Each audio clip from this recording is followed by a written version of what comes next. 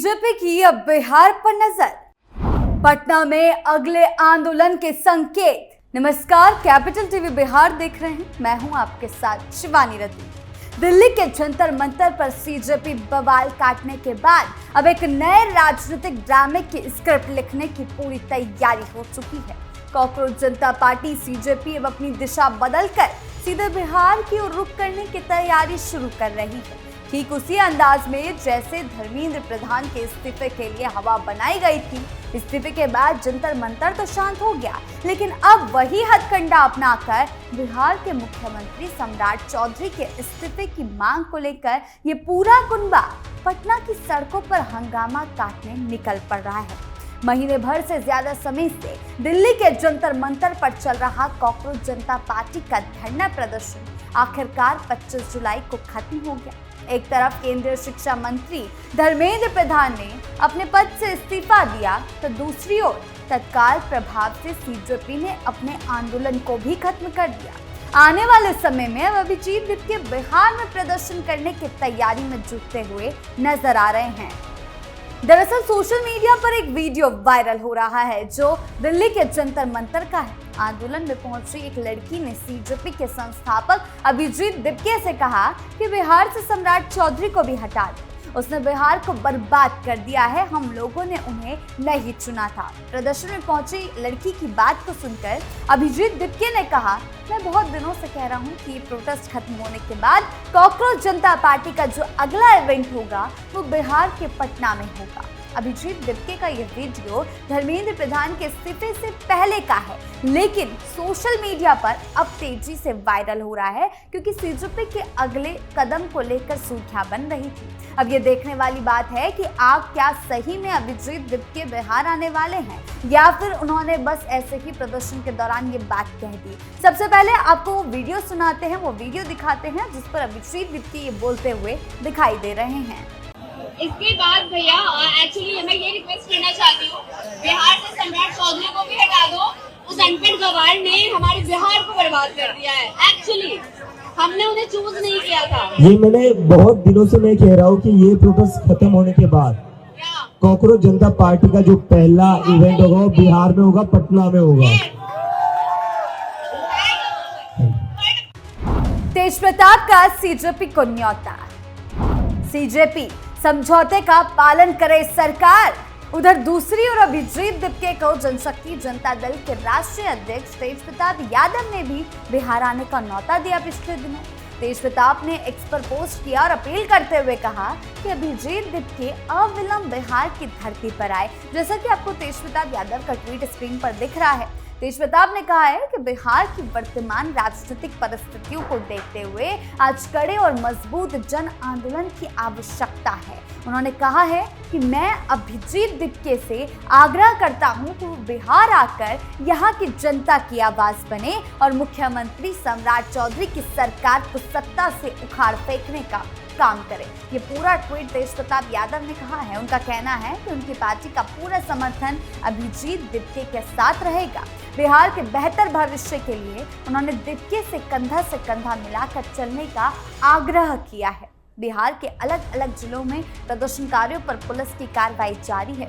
पटना, छपरा, बेगूसराय, सीतामढ़ी सहित अन्य जिलों में सीसीटीवी फुटेज से प्रदर्शनकारियों को पुलिस चुनकर उन्हें गिरफ्तार कर रही है। इस बीच कॉकरोच जनता पार्टी की प्रतिक्रिया आई। उनका कहना है कि भरोसे को ना तोड़े। कॉकरोच जनता पार्टी ने एक्स हैंडल से पोस्ट बिहार के मुख्यमंत्री सम्राट चौधरी और साथ ही बंगाल के मुख्यमंत्री शुभेंदु अधिकारी को भी टैग करके लिखा है। जेपी नड्डा और डॉक्टर जितेंद्र सिंह की ओर से दिए गए भरोसे को ना तोड़े, प्रदर्शनकारियों पर दर्ज सभी आपराधिक मामले वापस लें।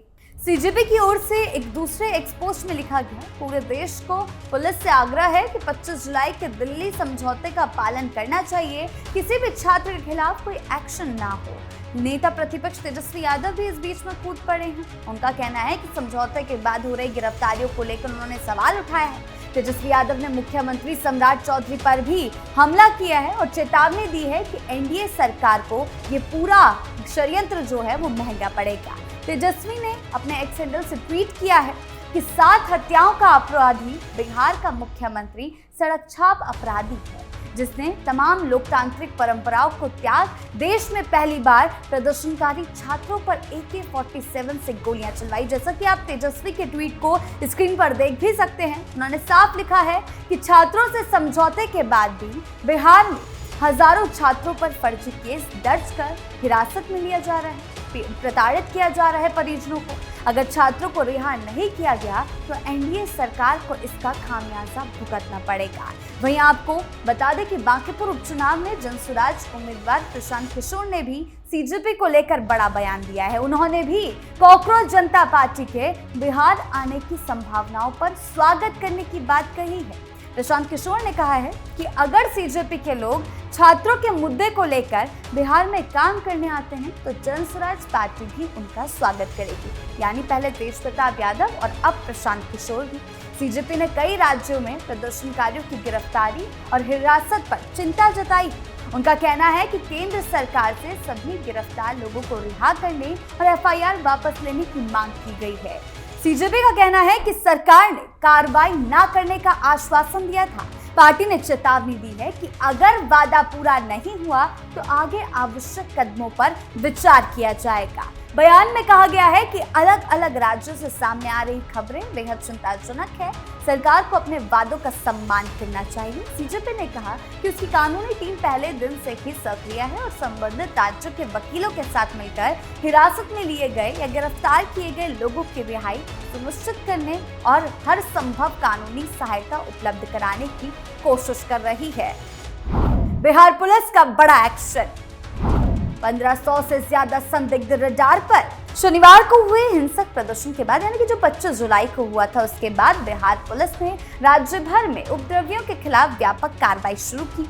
पुलिस ने सीसीटीवी फुटेज, ड्रोन कैमरों, सोशल मीडिया पर वायरल वीडियो की मदद से हिंसा में शामिल लोगों की पहचान तेज कर दी है। इसके साथ ही पुलिस ने अपने आधिकारिक सोशल मीडिया प्लेटफॉर्म पर कई संदिग्धों की तस्वीर भी जारी की है और लोगों से उनकी पहचान में सहयोग करने की अपील की। पुलिस के अनुसार रविवार को पटना समेत 5 जिलों में अभियान चलाकर 350 से ज्यादा लोगों को गिरफ्तार किया गया। सबसे ज्यादा कार्रवाई पटना में हुई, जहां 258 लोगों को गिरफ्तार किया गया।